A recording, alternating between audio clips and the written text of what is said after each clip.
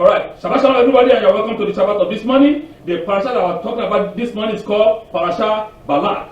Balak is the king of Moav at that time. The Torah says, the king of Moav at that time. Okay, so, and the subtitle, the Parashat of this morning as Balak consistency. Balak, the king of Moav, he has this power, this energy to be consistent. Remember, anything that we do in our life that we are not consistent, it will never work. Never work. If you want to be consistent, if you want to be successful in anything that you do in your life, you have to be consistent in it. If you do something one and you stop, you give up. As you going to be successful, you will never be successful. You have to be you have to be consistent in that thing. You know, consistent makes perfection. And you become perfected in it and become successful. As you can be perfected in the good way, the same thing can be perfected in the negative way. Don't get that wrong. There are people that are perfect in negative, while there are some people that are perfect in positive. It goes the same way. As I said earlier, that heaven helps those. Whatsoever you choose, whatsoever you decide, heaven will help you to achieve it. No matter what, be positive or negative. Forget about religion now. Whatever you decide, heaven will help you to obtain it. But remember, if you choose negative, there is a consequence, punishment at the end. If you choose positive, there is a reward at the end. Alright? So that is what we need to be clear about. Parashat Balak. From my personal experience, I cannot remember how far back I have been receiving spam calls. Typically, this has occurred on my landline many times. But within the last 2 years, I have been receiving the same scam call or spam call on my cell phone as well. Sometimes you wonder how they get your phone number. They keep calling you every time. Even though you just buy the number yesterday, today they start calling you for some garbage, you know. Inexplicably, on some incoming call, my phone warned me with a potential spam notification. To add to the frequency of potential spam call, I am also receiving call from numbers that is very close to mine. You look at the number, you think, oh, this number is like the same like your own number. You know? So, this kind of call is called spoofing. This kind of call is called spoofing. And spoofing, what is the meaning of spoofing? Spoof or spoofing meaning to imitate or to trick. To imitate or to trick you. The caller is using a fake number. They have a program. You know, it's not his number. Even though he's calling from India, your number is as if he's calling from Montreal, which is a lie. You know, so this is it. This is the idea. So the caller is using a fake phone number. There are a couple of different kinds of spoofs, such as neighbor and reflection spoofing. So what's the meaning of the word neighbor spoofing? Neighbor spoofing is a call from a number that appears to be very close to your own, in your own domain, in your area, often the same area code. The first 3 digits matches your own phone number, right? The intention here is to make you think that the call is a local call coming from somebody that is very close, you know, that from a neighbor, you know. Now, so that you may likely pick up the call and answer. While reflection spoofing is when the caller number appears to be the same as your own.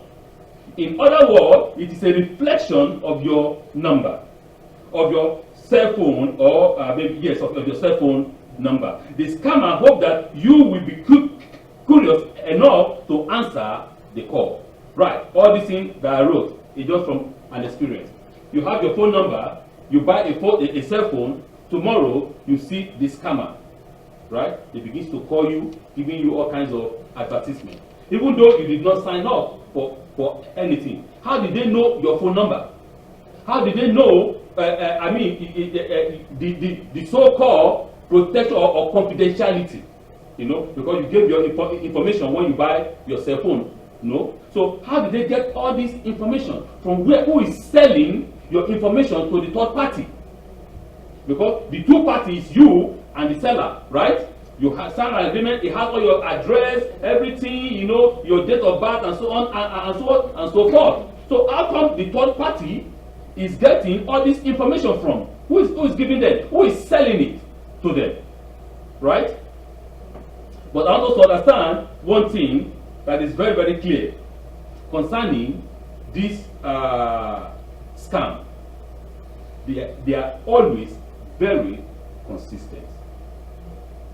You call them, they call you, say, never call my phone again. I am tired, I don't want to hear you again. No? After 2 hours, they call back again.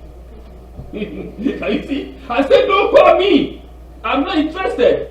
They will give you one day, next day they call you again. Because in so doing, you need to understand the tactics there. In so doing, you get tired and you say, let me just pick up, I just answer this guy that is disturbing me every time from India. I'm sorry to name a country, it can be from anywhere in the world, but everybody think that it is India, right? Because their accent look like Indian accent, right? I'm sorry to mention a country. Now, what is the idea here?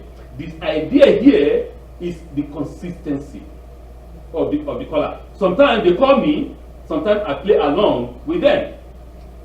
Hey, Mr. Isaac. I said, wait, this Mr. Isaac. You have an Amazon delivery called like $2,000. Did you want? Oh, yeah.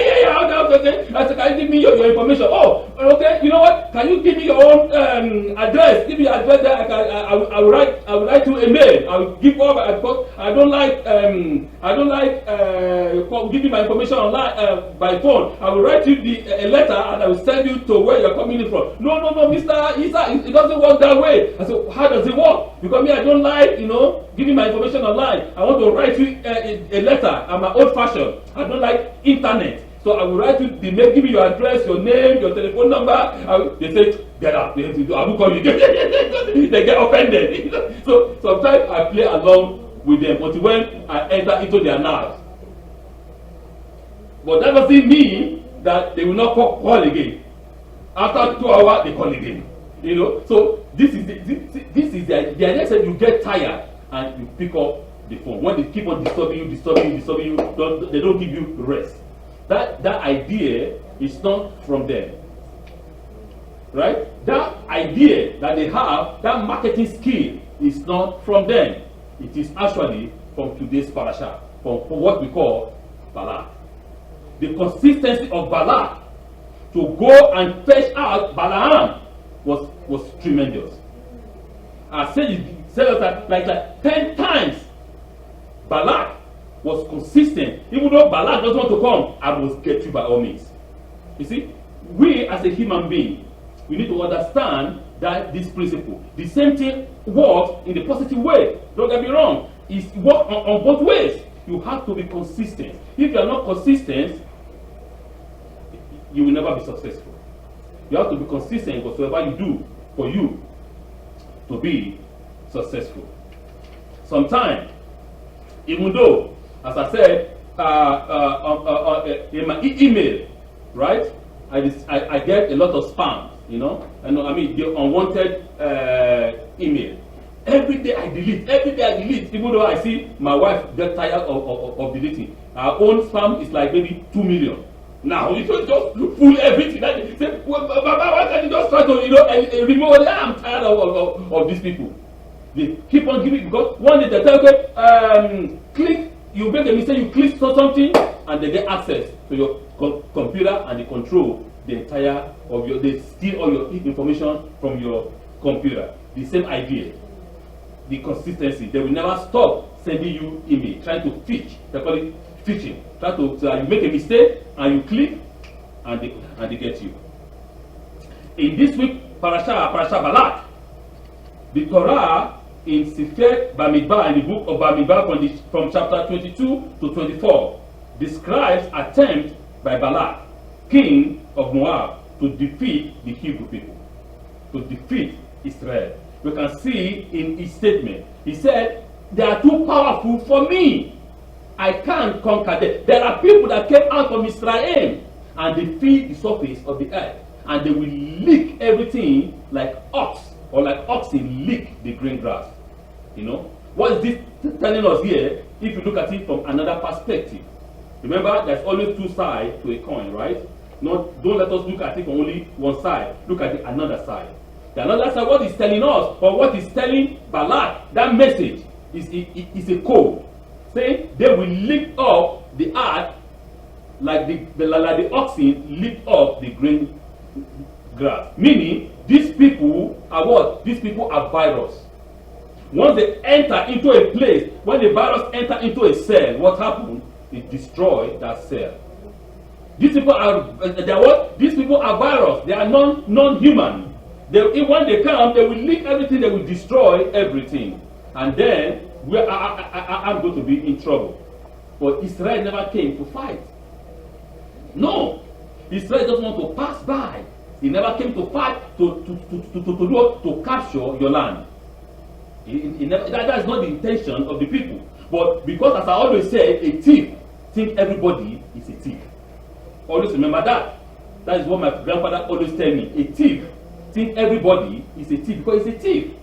So now he tried to hide everything that he has stolen because he thinks that another people will come and steal it from him. A man that has a good heart, a righteous heart, doesn't think that way. No, doesn't think that way. So this man, because he's a criminal, thinks that then Israel will come to do what? To take away his entire land. He said, they are too powerful for me. Come and cause them so that I can defeat them. The venture, I might defeat them in battle. Right? So, let's see what Balak did. He said, the theme throughout the entire Parasha is a series of non-stop attempts to figure out a way to defeat Israel. Attacking the Hebrew people is not found in one or two incidences. No, it is a continuous focus. Here is a list of at least 10 times where the intention is very, very clear. Number 1, in Bamidbar chapter 22, verse 6. This nation is too powerful for me alone. So if you will come and cause this nation for me. That's what I said.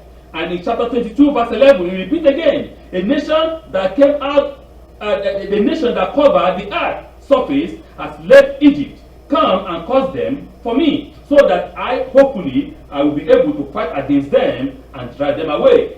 He repeats again in chapter 22, verse 15. Balak sent another delegation, this time with a larger number of dignitaries, higher in level, in rank. He repeats again, verse 22. God displeased anger because God was displeased, and he displayed his anger against Bilaam because he was nervous, he was anxious. Sorry to say, he was anxious to go and do the bidding of Balak. His own, remember? Bilaam is a what? He's a prophet for what? For profit. His own, he doesn't care. As far as you pay me the money, I do the job. No, there is no any excuses here. Show me the gold, I give you the word. You know, that is it. So now, again, he repeats again in chapter 22, verse 27. Balaam loses his anger and he beat the donkey with what? With stick. Why did you beat the donkey with stick? Because the donkey is going to prevent me from getting my gold. Right? Because I need to go and make money, and you are scratching my feet. If you break my bone, how am I going to walk and get my money? You see? Because he has already decided within himself. Even though God said, okay, go, whatever I say, that is what I'm going to say, right? But in his heart, he has decided, even though before God tell him, he has decided to make what? Money.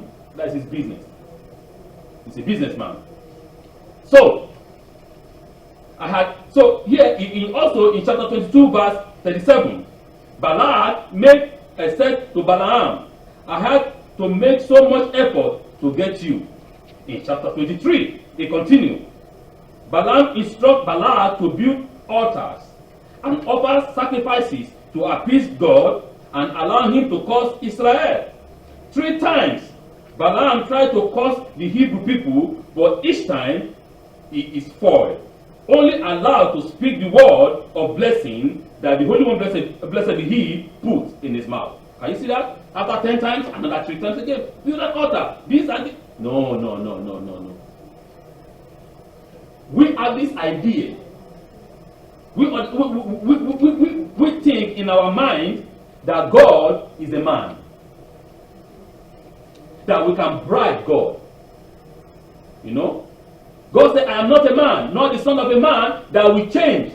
When I speak, my words stand firm. Right? God is not a man. God doesn't have blood and flesh. God is not the son of Adam. We need to understand this. Right? God's word is eternal. You can even though the way I love nice smelling of sacrifices, of bull, that will not bribe God. When God says it is done, it is done. So why you try first time, you try the first time, you try this, you just want to bribe God that God will receive that bribe and God will change his mind. God is not a man that changed his mind. So we need to understand this fact once and for all. So we can see that this man, this king, Balak, tried, he was consistent. But we're going to see at the end, his plan worked. But in a different way, in a different tactics, in a different trick. He was never tired of that consistency. Because he said, okay, if I cannot cause them, if God refused me to cause them, give me an advice. What can I do? And Balaam gave him an advice. He said, you know what, for you to make them fail, you have to do this trick. And this is the trick. You will allow your girls, your daughters, to entice their men. When you use your daughters and your girls to entice their men, if you bring their men inside and you allow their men to worship your God. For their God will never allow. Their God, hey, despise this. So if their men worship your God, their God will be angry with them, and their God will kill them with his own hands. And it happens. You see the trick? Because Balak was never giving up. He was firm. He stand firm that this plan, this thing I want to do, I must achieve it. And it did happen. You need to understand this. Consistency works. But you have to understand, as it works in the negative way, the same thing it works in a positive way. Consistency. If you are not consistent in anything in your life, you will never make it. You will never make it. Forget it. That for you, success is 10 trillion kilometers away. But once you are consistent, you make that mistake, you continue. You make that mistake, from your mistake, you learn, and you make it perfect. You learn, you make it perfect. You learn, you make it perfect. You learn, you make it perfect. Then, voila, success. The plane that we're flying now is the plane that they fly in 1900.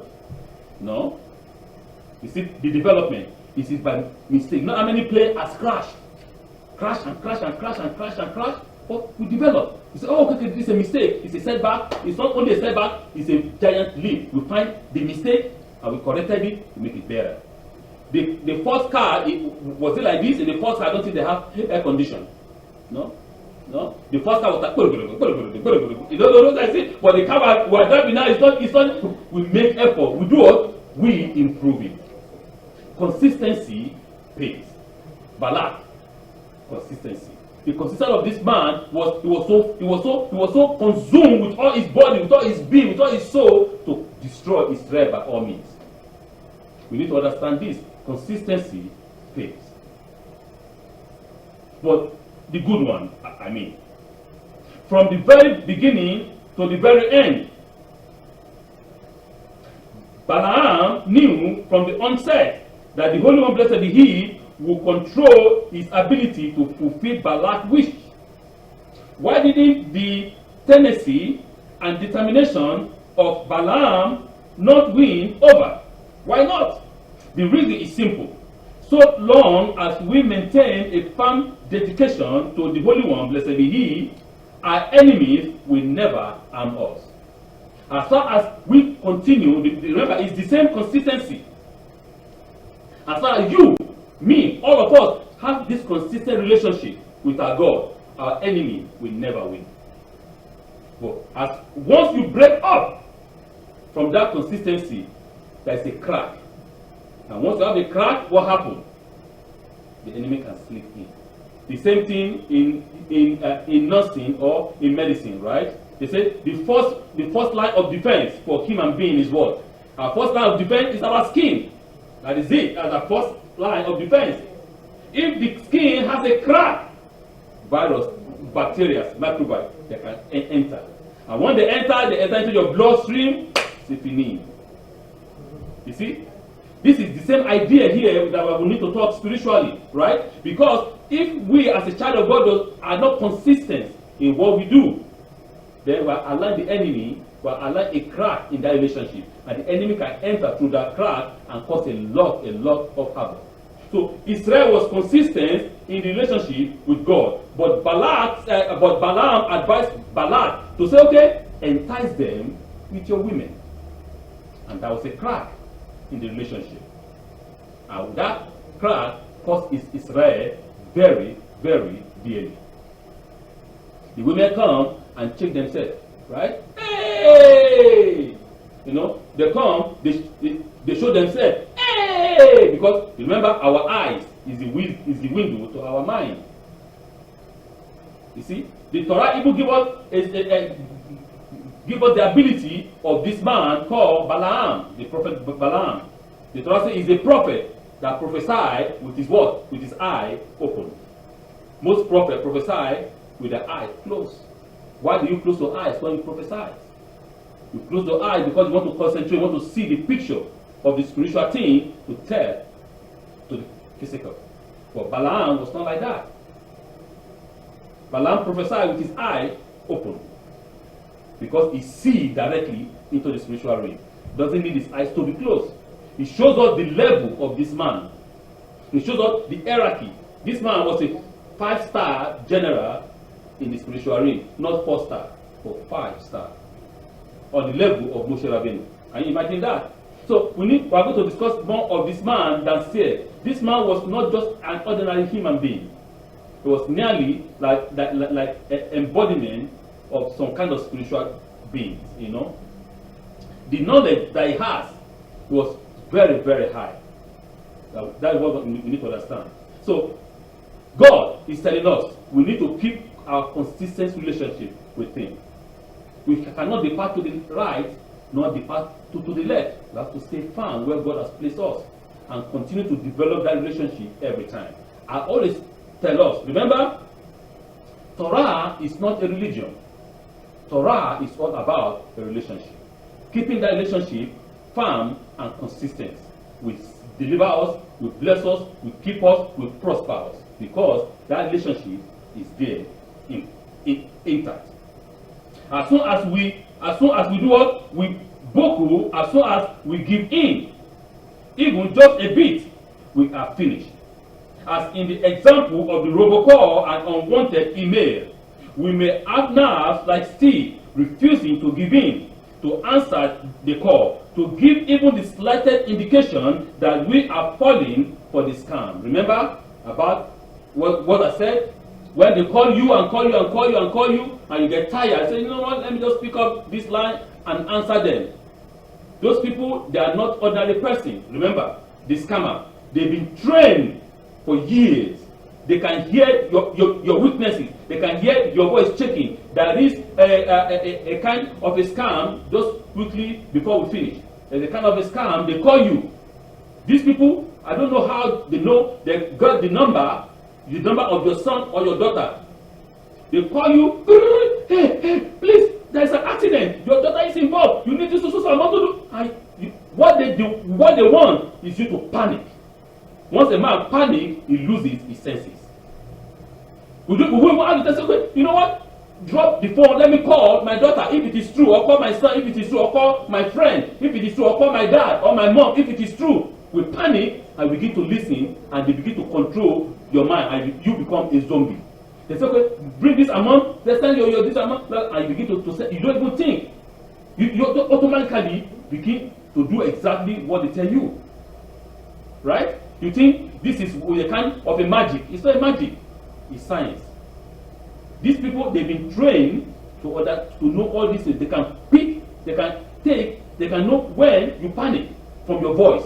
And they begin to panic until when you do exactly what you are commanded. So we need to have the mind of steel. Our mind has to be firm. We ourselves have to be ruthless, the same way they are ruthless. Because if you are not ruthless, you cannot defeat them. You have to make fire to fight fire. That's how the firemen do, right? If there is a fire here, what do the firemen do if they cannot? They know that this is too much. You can't control it. They do what? They start another fire. So come together, they destroy themselves. The same thing here. We have to be ruthless in order for us to conquer them by making our mind the mind of a steel. Don't answer them. Take your phone, just drop it. Just drop it. Just telling you, don't even answer them. That will give you a kind of a defense. And if you want to play with them, or if they disturb you too much, you can call the Canadian what do you call it,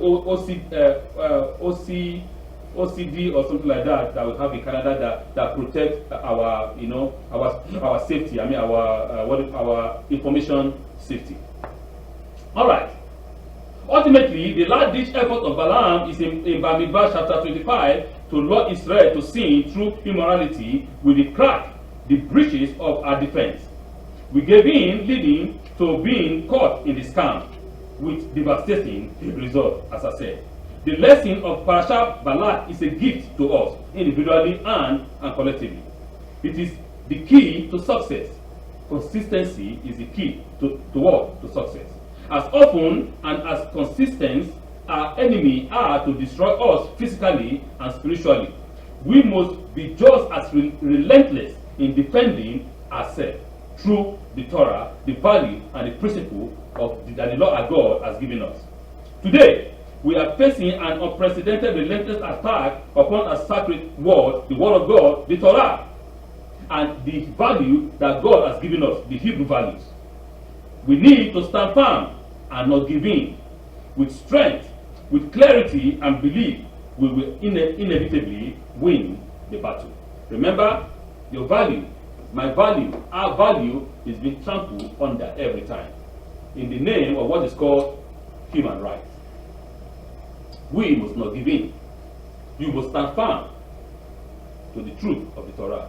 You must say, no, this is what the Torah said and this is what I'm going to do. If you have another Torah that tell you another thing, good luck. You can do whatever you want to do. Remember, the Torah said, God will lead you through that path. But at the end, we will know who is who. Right? At the end, those who are on the left side will receive their punishment, while those who are on the right side will receive their blessing. But the key note here is this: to be consistent.